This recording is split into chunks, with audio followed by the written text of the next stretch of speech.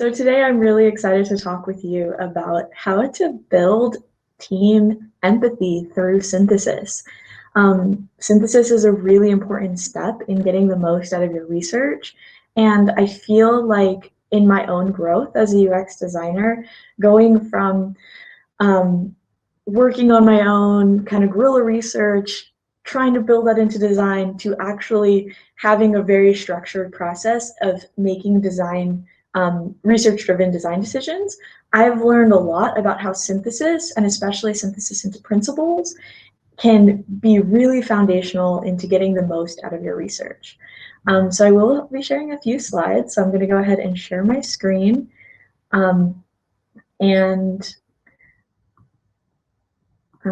Without further ado, let's get started. All right.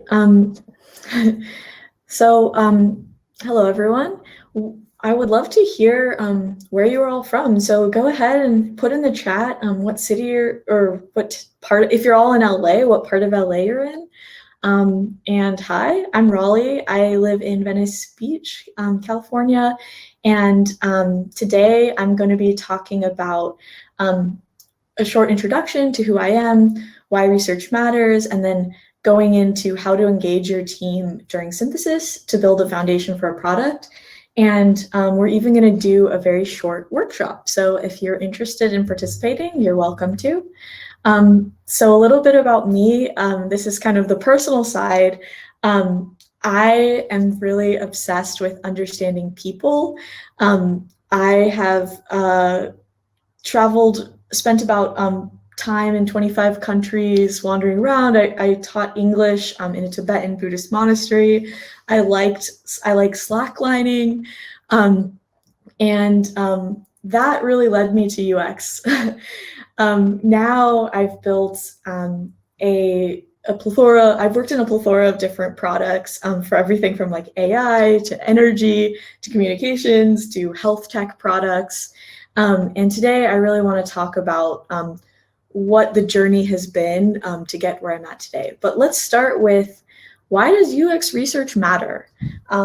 We want to build products, but a lot of people will start with feasibility or viability, but starting with desirability really allows you to focus on building something that matters for your users. So in a world where you can build anything and there's a plethora of digital products on the market, choose what users need most. So there's this great analogy I love, which is like the hippo in the room, which is the highest paid person's opinion. And oftentimes letting the hippo make the decision is a recipe for product failure. Building without empathy is a shot in the dark.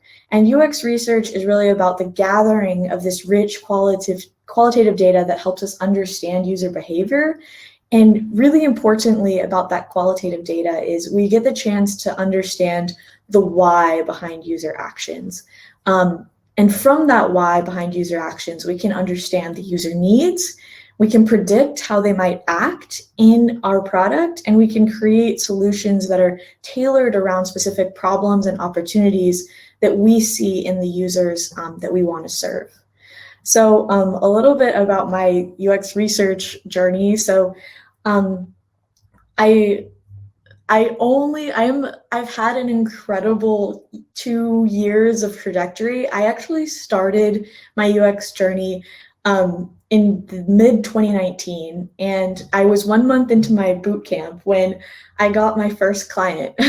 And I was following the boot camp procedures step by step. I was like, okay, we're gonna do user research, and how does that work? And so my first client was called Starstruck, and it was an app about following your favorite celebrity.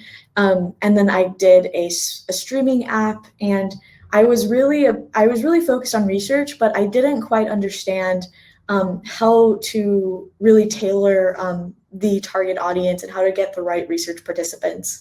And then growing a little bit more, I started to go really deep into consulting work, and I did a lot of assessments of the hierarchy of Nelson Norman's best practices, and breaking down the current experience in a form of an audit.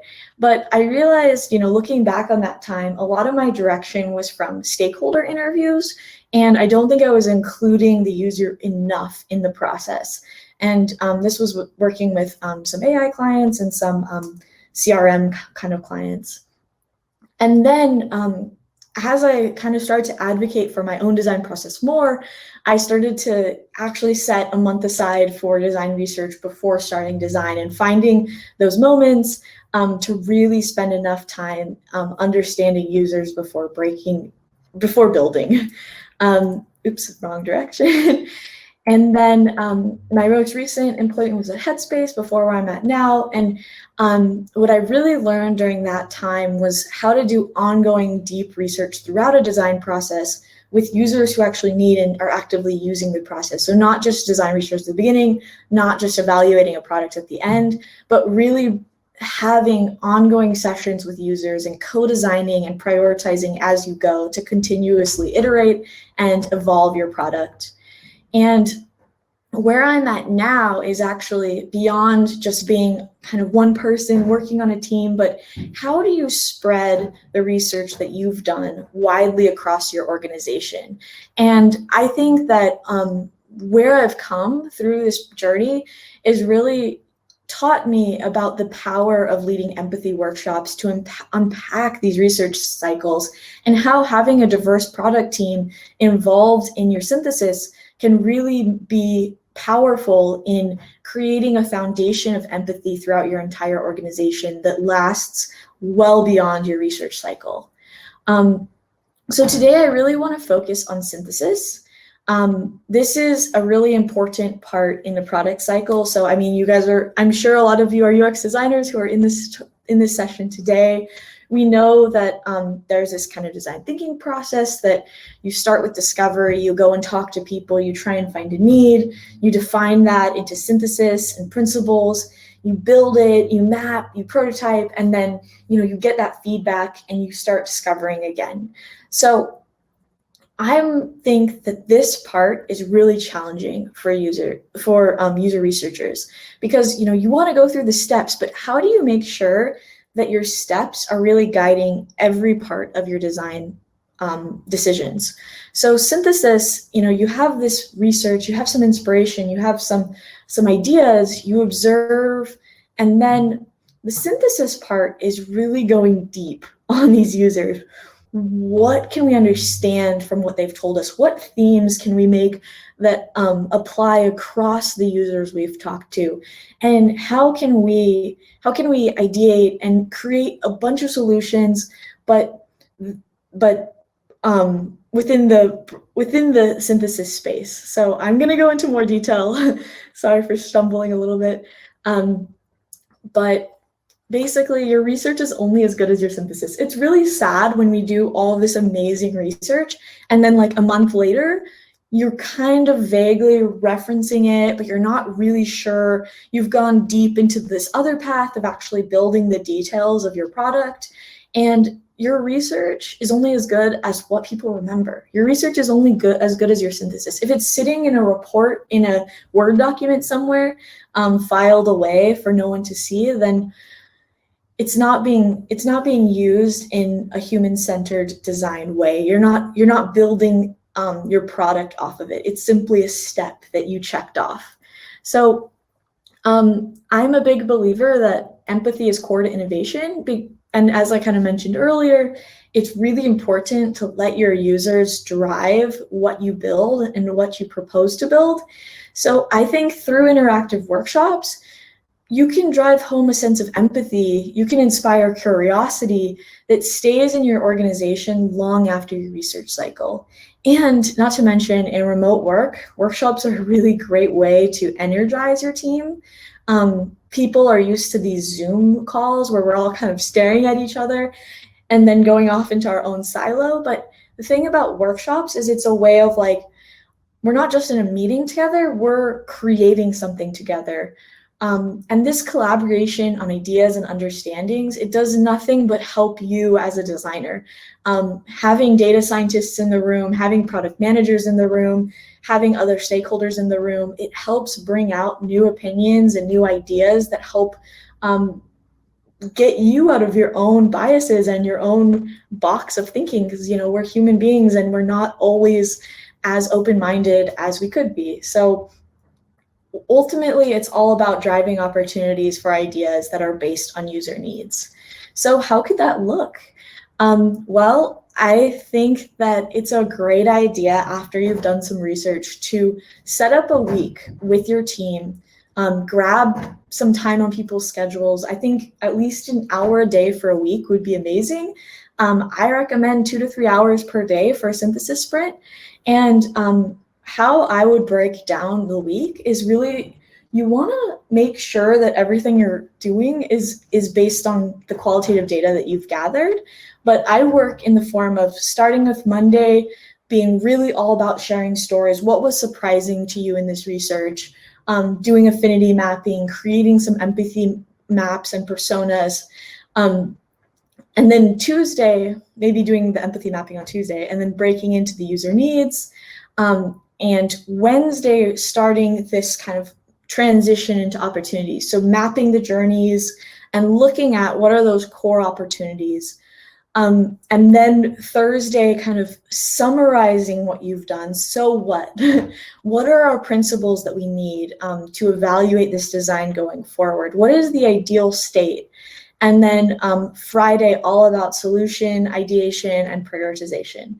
So in a typical design sprint, like the book that is the sprint, it's all about in 1 week going from a user to a product. But in the real world, if that process is zoomed in a little bit and you have a little more time, you're not trying to create an entire product in 1 week, and you can give more energy to the synthesis, I think it's really important to take that opportunity and unpack your research as a team.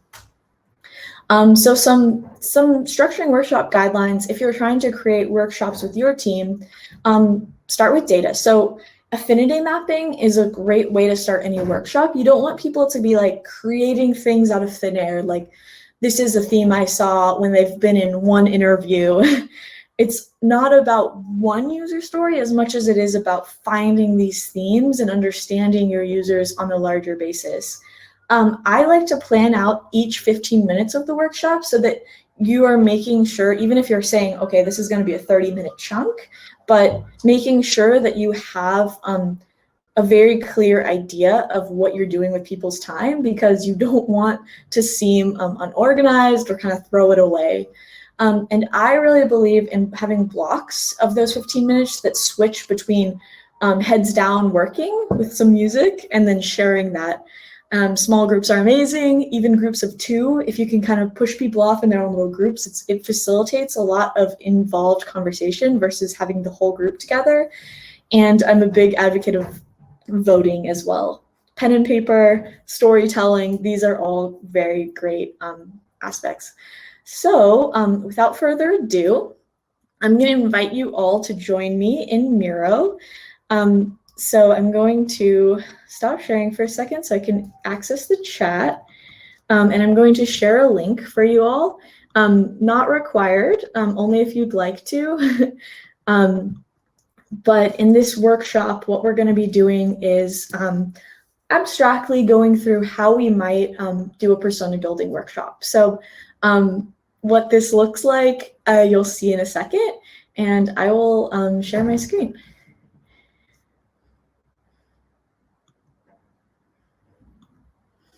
Feel free also, if you have any questions or any thoughts, to just throw them in the chat as we go.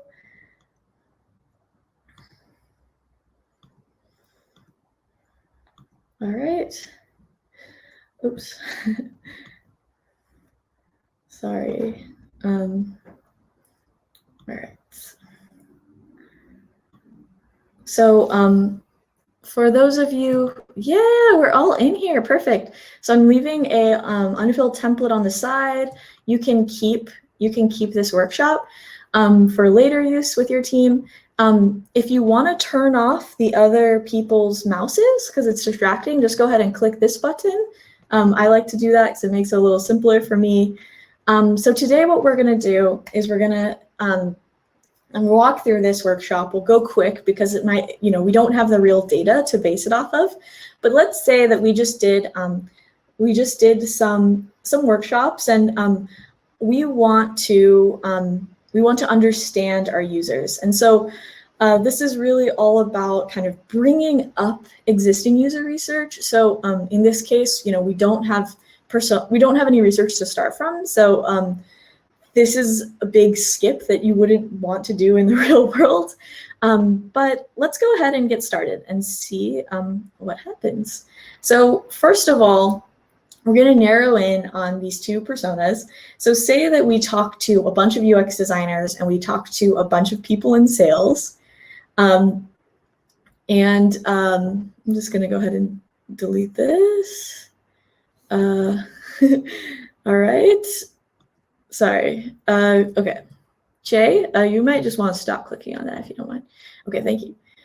All right. So how behavioral modes work. So we're going to have two columns here, a UX designer and a sales rep. And I want everyone to come in here and start adding types of behaviors that different types of segments that you might see with UX designers, and then different types of segments you might see for someone in sales.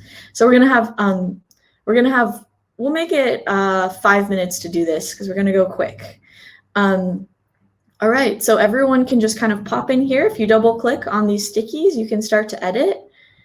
And I'm going to move this box away so that it doesn't bother us anymore. All right, let's see. Yeah, so go over to these boxes, these little squares right here, and go ahead and start adding types of behavioral modes you might see with UX designers. So I'll go ahead. New designer just out of bootcamp. Okay, and then a salesperson might be, a behavior they might have would be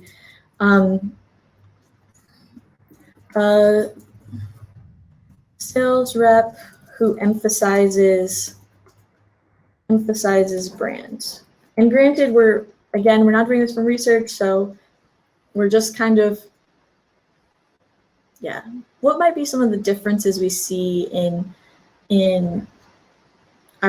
these user segments? This will have a purpose. We'll go there. I love how Miro gives people these funny guest names: guest sculptor, guest creator. And normally I would play some music right now because it's great to have music when people are doing heads down stuff, but I'm just gonna not, because I don't know how to do that on Hopin.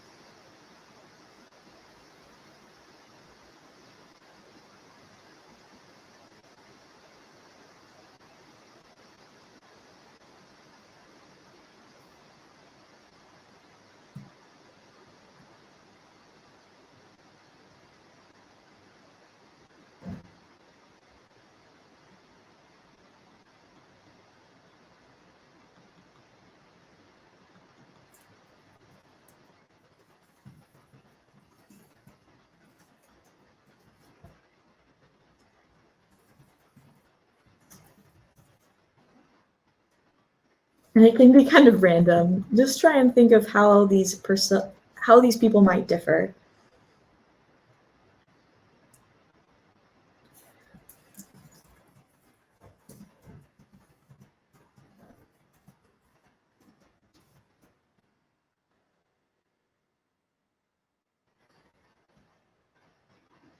This is so cool, seeing everyone here.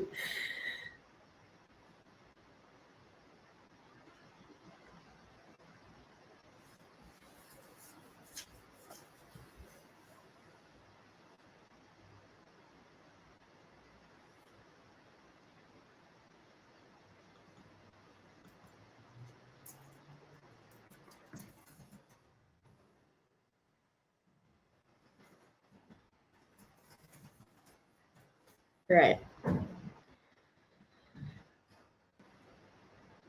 Great. Well, I see that we're kind of slowing down. We've almost filled them all up. So next, what we're gonna do, oh, this is hilarious. Everyone's like moving everything. Okay, this is great. So next, what we're gonna do is grab a sticky note and you're gonna drag it to the board on the right. So each of us are gonna have one of these little boards. Drag your sticky note into this blue box. And I'm gonna add some more down below. So this, if you pick a sales rep sticky note, you should put it on this side. If you pick a UX designer sticky note, you should put it on this side. And we're just gonna keep kind of drilling into these personas. The purpose is just like, let's keep going a level deeper, essentially.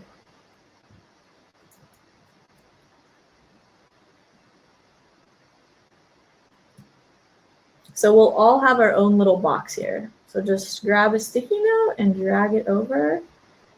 So I'm gonna do, I just picked one randomly, background in marketing research, confusing with user research. Okay, cool. So I'm on the sales, so I'm gonna go on this side. And for those of you who are new to Miro, I applaud you because this is a big undertaking. I know it's scary to just like jump into a new program, and you're all doing amazing. Don't worry if it doesn't go as planned. So now the next activity is we're going to think about these traits. So, not all personas are the same, and not all people are the same. So there's different levels of experience these people might have, different maybe ways that they work in a team. So we're just going to kind of ideate a couple. What might make this one person different from another person in the same segment? So again, we're just kind of drilling into this one person. We're just kind of ideating. And normally we do this from research, but so for example, this person has picked someone empathetic who's amazing telling its stories. Maybe they are more compassionate, more on the compassionate side, or maybe they're more on the organized side. So ultimately, these are going to lead to scaled traits. So but more experience, less experience, higher risk tolerance, those kinds of things. Great.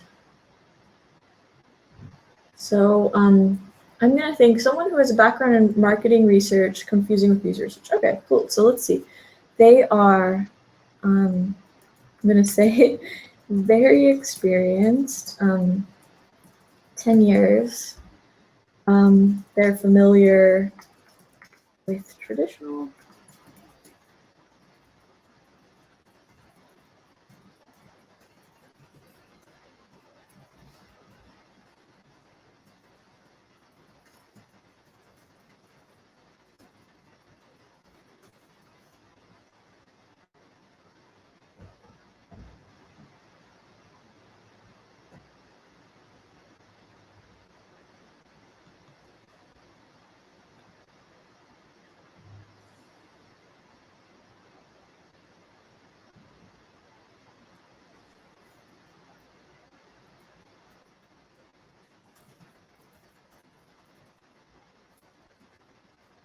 It could be kind of random. Just go ahead and try and fill some in.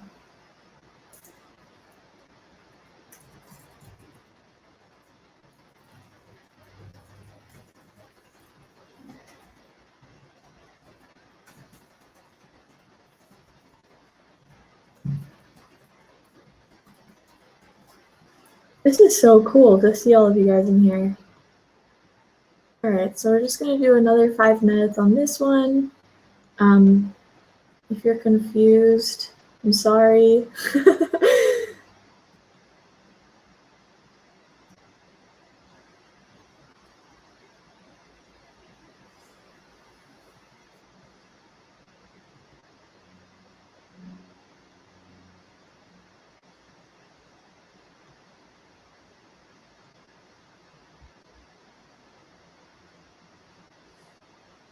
Stop sharing that.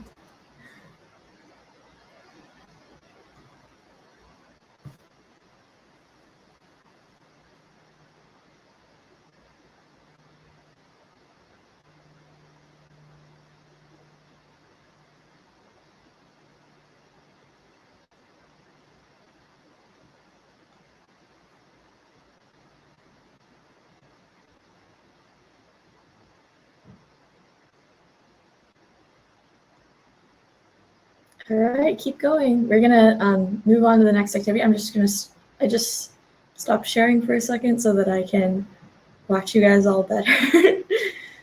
Just see what's going on. All right.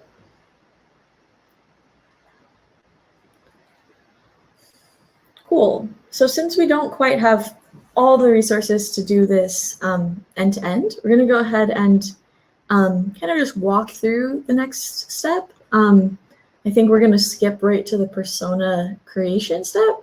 So normally what I'd like to do here in this next step is kind of agreeing on some of the themes that we saw and kind of aggregating those themes into bubbles and then moving over to the actual personas. But check out this box on number 5, so the persona template. Let me go back to sharing my screen. And go ahead, we've done some ideation. Go ahead and just type in a persona name for your persona and go ahead and either choose a salesperson or UX designer and start filling in some details about that persona. And I'll share my screen again for those who are not joining. 1 second.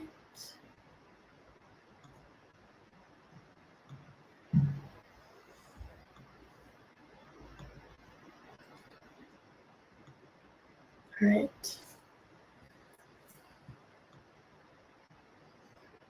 Make sure there's enough for all of us.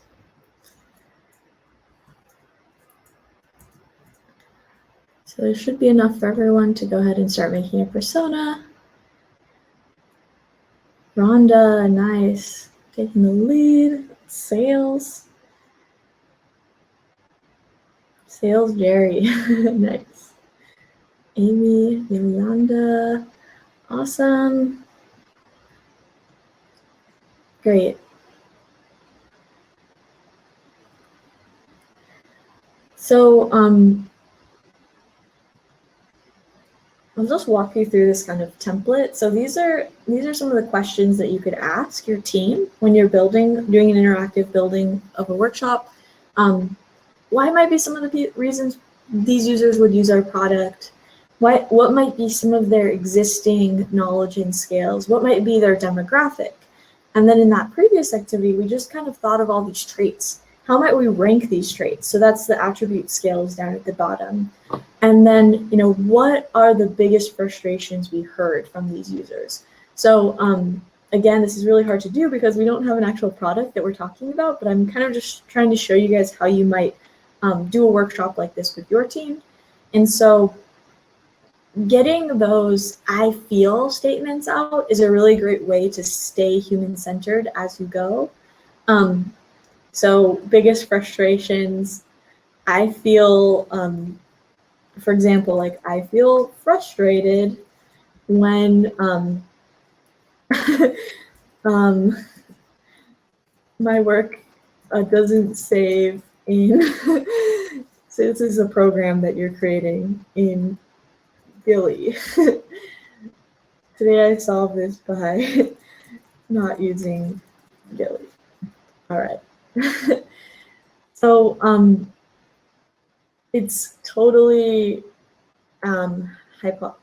it's abstract. I know we don't have a real product we're working from right now, but I welcome you all to use this template with your teams.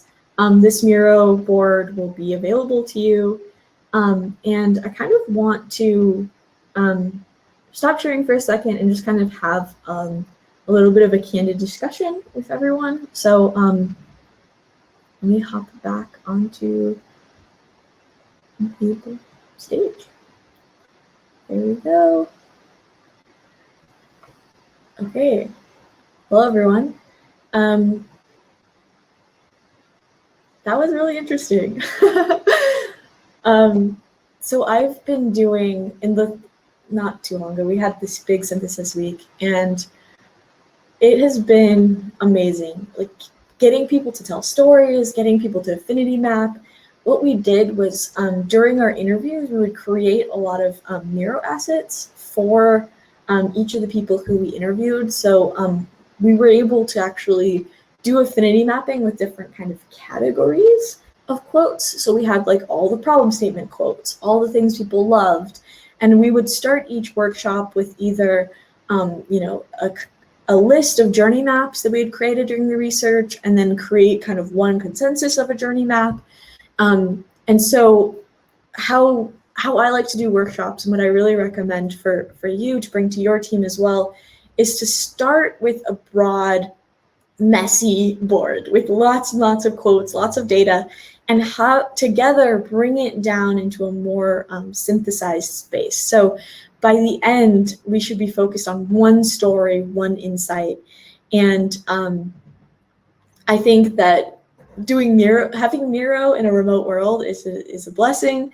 And I highly encourage you to bring workshops into your synthesis process. If anyone would like to have open discussion, please ask questions in the chat or send me a message. And yeah, thank you.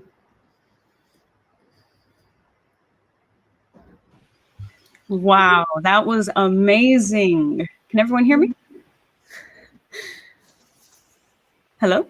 Yeah, I can hear you. Okay, awesome. Yes, that was amazing. That was so awesome. I loved it. It was incredible. I love how you're also going to share this resource. It looks really awesome. Would it be the same link that we could share? Yes. Okay. Same link, just it's on the side, so you can copy and paste it. And I have so many workshop templates. I had so many different ideas. If anyone would like to collaborate or talk with me personally after for like specific applications to your work, I'm happy to help you kind of get to that next stage of being workshop ready. A lot of the workshops I did were very customized around the healthcare kind of space. And so, yeah, that's where I'm at. But that was fun. That was a lot of people in there and a lot of new Miro folks, I'm sure. So thank you for trying that. That was exciting. Yeah, I think it was great. I loved seeing how everyone was in there. They're still in there. They're still poking around. That's just so awesome. Yeah, let's open it up for a discussion / Q&A. Let's see. Do we have any questions that were in the chat? Okay. Well, I have a question. So Yeah. for workshops such as these, how would you propose we can pitch them to our company? Say it's a startup and everything's rush, and so they want something, fast and something to do. How do you convince them, let's take an hour, let's take 30 minutes to do something like this? Yeah, great question, because a lot of people in the startup space are like, let's build it. It doesn't matter, if it's the right thing to build, we got to build it. And, it goes back to some of the foundations of UX as a practice, which is make sure we're building the right thing, because it's not just about creating something in the world. It's also about creating value for users, and that value exchange is why people pay for things. And so creating a foundation of understanding your user is not something that just the UX researcher should be doing. This is something that's really important to transcend just one person, but to be a foundation for the team. And so even though we're the ones that are often designing, there's people across the board who are doing creative work, whether that's the product managers who are making the roadmaps or the data scientists who are asking important questions. If those questions the data scientists are asking are rooted in empathy, you're going to have better data. If your product managers' roadmaps are rooted in empathy, you're going to have better prioritization around user needs and more successful allocation of precious development resources. Nice. I love that. That's so awesome. So we do have a few questions coming in. The first one is, how can we copy the template? Great. So the template is in the Mural Board. So there's one that's on the far left that's unused. So you can, if you hold Shift, and while you drag your mouse, it'll select everything and then just Control copy and paste it into your own Mural Board. Hopefully the template doesn't get messed up, because I'm sure everyone will be trying to copy it. So it's the kind of grayed out one, and try and do Control C and not Control X. Otherwise, you have the filled in one to work from, or I can create a new one, a new unfilled one. But yeah, hopefully that works. Awesome. Yes, thank you for that. And let us see. Here's a question from Anna Wu. How do you balance between your user research and your stakeholder requirement? I think this is a great question. I know me as a UX researcher, I get this all the time, and they're both equally important. Yeah, it's so true, because I think when I first started, I was, like I said, I was doing a lot of guerrilla research. But then once I started to get bigger clients, I immediately was like, forget the research. I'm just going to do what my client wants.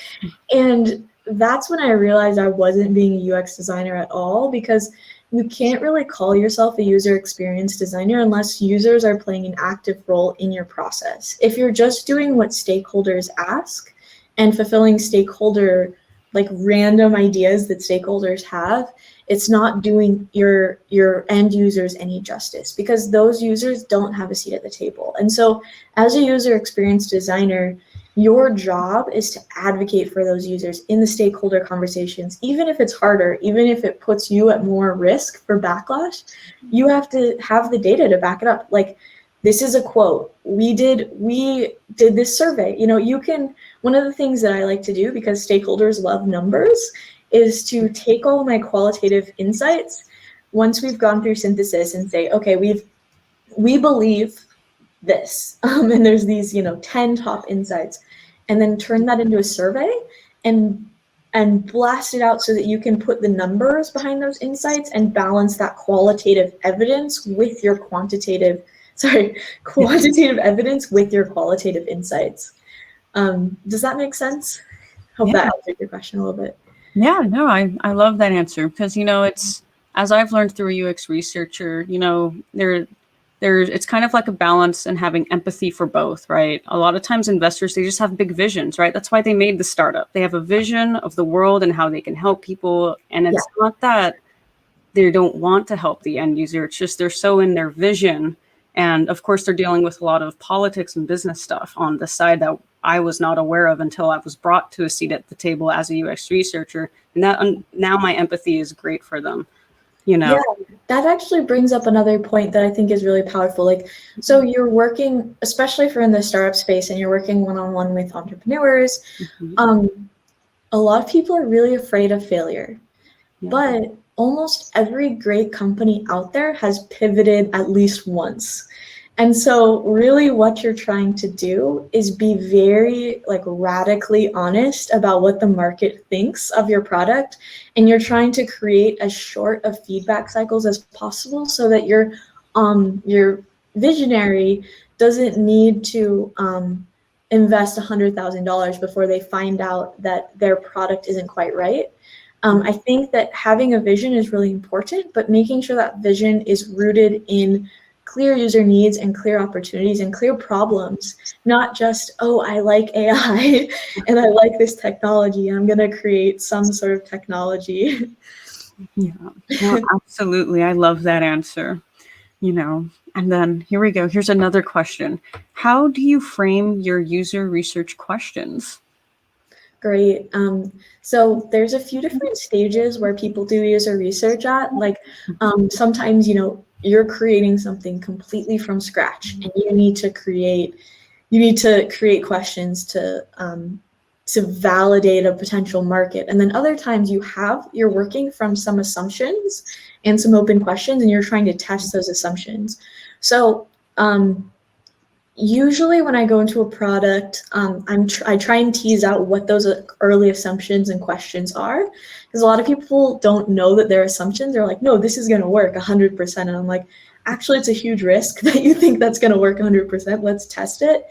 But in the case where you're creating something from the ground up, I'm a big fan of discussion guides. So structuring research in the way where you're inviting the other person to share. And ultimately, the goal of the interviews is to get them into the mode of storytelling. So what I try to do is start the interview off with building rapport, and then invite them to share. So don't ask leading questions. Ask don't talk a lot. Allow them to talk, invite them to talk, invite them to share with you. And if you have specific topics you want to cover, guide them to those topics and see what problems they have in those spaces. Don't say, oh, you really have this problem, don't you? Absolutely. Awesome. Here's one. Do you have any tips on writing actionable insights? Yes, absolutely. And I wish I could have covered that more in this talk, because that's a really important thing, as well as principles, because coming out of research, you want to boil it all down into a few things. And I would say actionable might not be quite the right word for insights, because it's not necessarily about having action on them, but more about collective themes and collective truths. And so I personally really try and separate action from the understanding. But I think a really important thing that I did, which is this synthesis week that leads to the insights, because by the Friday of the week, we were all singing and rhyming the same like 6 core kind of bubbles of themes. Like, people are struggling in this moment, people are struggling with this.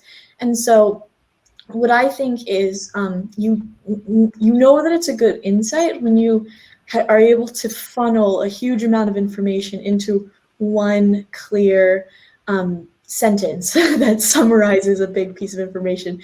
So it's hard to do that, to explain that abstractly, I know, but I think that once you start doing affinity mapping and once you start identifying these themes and you start breaking these themes down, you get to the insights. And then to get to the principles are like vows you take for your user in a sense. Like, I will honor scheduling ownership of these users, or I will make sure that these users have the power of X, Y, and Z.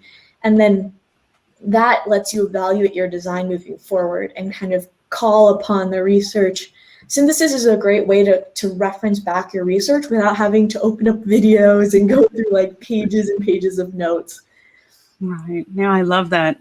And I kind of, as you were saying that, I was thinking of a metaphor. It's kind of like the topic sentence or the essay title of a page, right? There's all the details of your research, and that's the body of your essay. And then there's like the topic sentence or the title. And it's really that one sentence that encapsulates, do I want to go deeper into this article or not? And that's kind of how I feel about user research when you're talking about synthesis into one general sentence, right? If I can get it down to the topic sentence, then I know I've synthesized my data pretty well. And if I can't. That's a great way to put it. Yeah. Oh, thank you. I think I interrupted you a little. Awesome. Yes. So let's see. We are in overtime, but let's go ahead and take one more question from Laura. Oh, I'm so sorry. I'm going to butcher your name. DiPetroia. Any tips for balancing marketing research and user research to keep the synthesis true to the user needs when you get pushback from the client? Yes. So a lot of people that are in the traditional business space, they like to see big numbers. And so if you're like, hey, I'm doing these 10 interviews with these 10 people, I'm going to spend all this time understanding them, they're like, what? What is the point of that? And the way that I see the difference between marketing research and user research is that marketing research can give you a lot of the what, like what's going on, what do people do, what do they click on, but user research will give you the why, because you're not going to know why people are dropping from your site at certain points just because they're doing it. You're going to know why when you're sitting in a room with them, asking them and having that conversation with them. And so I like to balance getting these insights with validating them. So like you talk to some people and you say, oh, wow, they feel like this page is really crowded and they're all dropping at this point. 3 people have said that. Let me go look at the market research or whatever other quantitative research you have to back that up, because that's what stakeholders really like to see most of the time. Nice. Awesome. I love that. So we're going to go ahead and close it here. We can continue the discussion offline in the chat section. And Raleigh, thank you so much. That was such a wonderful interactive presentation. I couldn't be more proud and so happy. And you're so generous for letting us have that template and copy it. Thank you. Yeah, and please, everyone, feel free to add me on LinkedIn, and my website is Raleigh.design. So there's a lot of case studies there where you can get really specific processes and methods as well. And was so cool to see all your names in there in this board. Thank you for going along with me, and yeah, have a great rest of your day.